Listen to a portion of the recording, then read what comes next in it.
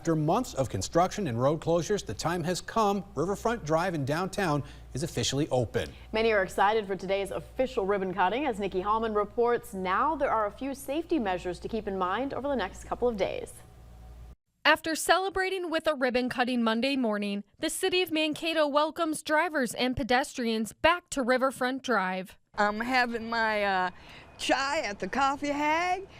Way to go. Crews wrapped up construction by clearing road closure signs throughout the day, but have one important piece of the project to complete: functioning stoplights. Key message here, though, is that while the lights are in that red flashing signal stage, we need you to stop at the intersection and look, so treat it like it's a four-way stop. Mankato City Manager Susan Arntz says there will be an increase of public safety on Riverfront until the stoplights are up and running before the end of the week.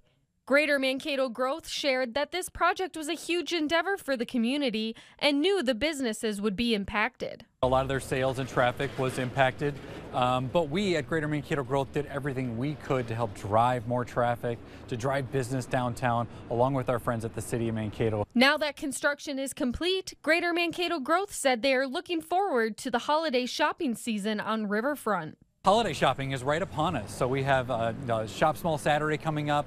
We really think that our businesses are going to really be happy to have this project finished. The expanded sidewalks are going to create a better, friendlier pedestrian experience, and it's really going to help the businesses thrive down here. Riverfront resident Gina Tarnitzer is happy to have an easier travel path, but says there is much to benefit from the opening. It's going to be awesome. And it's going to be a lot more better for parking, for people accessing businesses, and being able to be much more inclusive with the community. In Mankato, Nikki Hallman, KEYC News Now. Let's check.